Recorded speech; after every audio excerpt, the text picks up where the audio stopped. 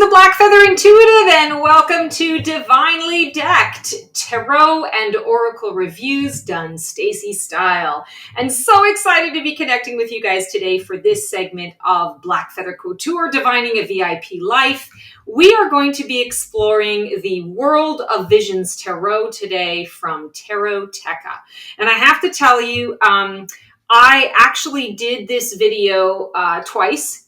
And apparently recorded everything without sound. So this was supposed to be an unboxing. It took everything I had to sit on this when I received it and not open it so that I could do it on camera. And apparently technology just wanted to kind of have a little bit of a laugh at my expense. And I recorded about 2 hours worth of stuff, 2.5 hours worth of stuff, and there was no sound to any of it. So apparently that's just the way things worked, the way it was meant to be. And so you're going to get what you get. But I have been working with it for the last couple of days, and I did put it in order. So you're going to see it as close to unboxed as possible. And I love Taroteka. I have a number of decks from them. And one of the things I absolutely love is the card quality, the attention to detail. And this is in that beautiful sateen or sort of rose petal finish. It's very gilded. We have a lot of bright color, and I'm such a color girl. We have the World of Visions Tarot. The back is just a thank you for purchasing the deck. This was a Kickstarter version. It is the magnetic flip open lid, which I love. It's got the World of Visions Tarot in the center. And it's the first card that you see is it shows in 2022, we're being shown I don't know if this is the Devil card or the Emperor card. Or what this is, because 22 is a 6, so that would have been the Lover's card. I suppose it could be the Devil as well. But in 2023, we have the Hermit card. So this was just something that was included in the deck. There is no book for the Taroteka cards. I guess they just don't bother with a book. And check out the backs here. We've got this beautiful, I want to say this is like almost like a Ukrainian or a Polish blue. Very, very beautiful, almost like an ultramarine blue or a little bit of an electric blue with a lot of that yellow. They are reversible if you do read reversals. I'm not a reversal girl. The card quality here is incredible. It's one of these things, I think I've heard other people say they don't really like it because they feel like it's too plasticky. I happen to love it because they shuffle like butter. And you can get a little bit of water on them and they don't get damaged. And the color is just so bright, and they have kind of a background, a black background. These are bordered beautifully. Sometimes I really prefer a borderless look to a tarot deck, but the way that this is done with the borders, I mean, it's phenomenal. It's spectacular. So here is our Fool card. And it's a bit of a modern depiction. Again, lots of color energy here. We've got the moon in the background. Often we see the Fool in the sun, getting ready to take their leap of faith in the sun. And this is a little bit of a different depiction. I love the little fox that is keeping him company. Here we have the Magician. I love all the paperwork going around here, really implying that, he is using his wisdom. He's using his knowledge that he's recorded or that he's, gained over the years, but he's also using his spidey senses to get to where it is he needs to be. Here we have a very interesting depiction of the High Priestess. We do have the two pillars, the as above, so below, and the two pillars, and she's sitting cross-legged. And she's working with the energy. She's pulling it from both pillars and bringing it into her heart and solar plexus chakra. And she's igniting the moon. She's inviting the moon energy. So very much about that divining energy. Here we have the Empress, and she is traditionally depicted, as is with the Rider-Waite-Smith methodology. She's predicted here as, or depicted, sorry, as pregnant. And her companion is a beautiful deer, and the deer are all about family and community. So I think that's really interesting. Also, I like the way that she's got this little bird that it's perched on her finger. It almost looks like she's wearing it as a ring, like she's showing off. You know, I'm showing off my bird ring here. Here we have the emperor, and he looks very relaxed and calm. He's ready, you know, if he needs to go for a fight, but he's not looking for a fight. And I really like that. I like that energy. Here's an interesting depiction of the Hierophant. He's kind of lording over these two naked men. And I'm not really sure what that is all about. We've got the foreboding, you know, sort of forbearing tower in the background. And I would say this Hierophant feels very traditional. Like I'm looking at him, and if I get him in a card pull, I'm going to say it's time for me to break with tradition. Here we have the Lover's card. Young love, I would say. You know, they're in there working on a project, and they're just so lost in each other. It's a choice that they're making. Here we have the Chariot card. Beautiful depiction of the Chariot. The Strength. I love this. So I'm not a fan really of the traditional Rider-Waite-Smith Strength card. I kind of have a love-hate relationship with it, even though I love lions and love animals. So it's a challenge for me to find a Strength card that I can relate to. This guy right here is my spirit animal. I love Black Panthers. So I think it's just, I mean, this is for me. That's all I have to say, is that Strength card is for me. That's speaking to me. Here's the Hermit. And again, done in a more traditional style, but with beautiful colors. And I love that the light is a little brighter here than it normally is depicted, and that the light is going more places. So really inviting you to go on that self-awareness journey. Here is our Wheel of Fortune. She's wrapped in a snake here, so there's a lot of wisdom, a lot of transformation, and she is in charge of which way the wheel is going.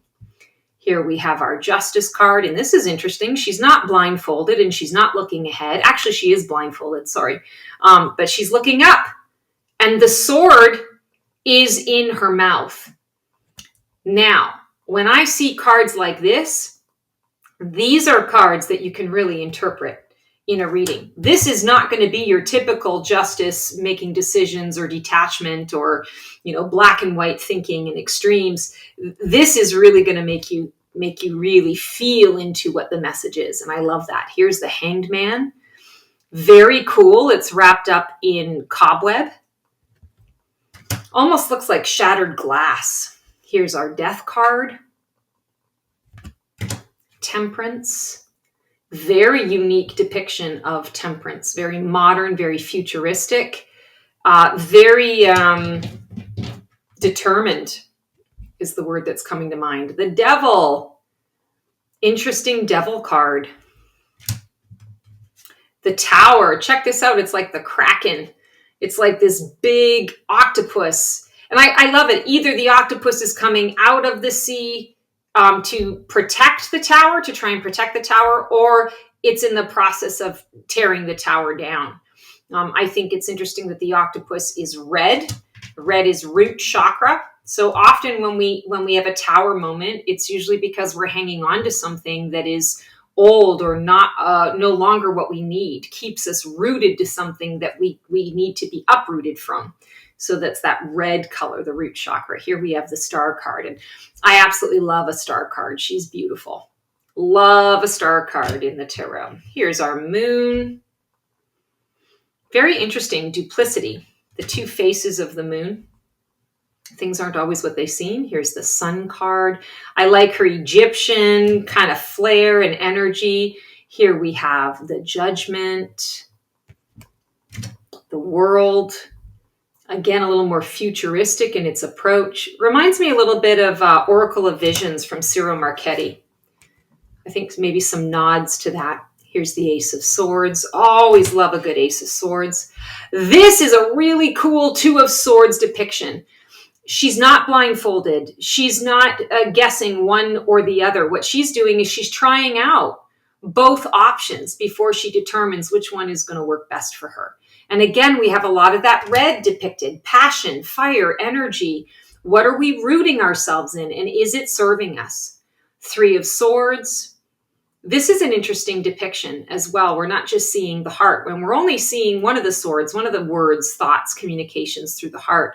And the other two are, it looks like they're through her belly, but it also looks like they could be just to the side of her. But anyway, it feels less harsh than other depictions. Here we have the Four of Swords, really unique. Not at all what I would have anticipated. Loving that. Five of Swords energy here. Beautiful Six of Swords card. Loving the pink in here. Unconditional love, self-love, self-care. There's a little bit of pink in the moon. Seven of Swords. This, he looks very calculated in what he's doing. It's almost like he's looking to a person that he's working with, a collaborator, to see if that person made it out. Eight of Swords, very interesting. Sitting and kneeling, we see her from the profile rather than head on. And I like that different perspective. Here we have the Nine of Swords.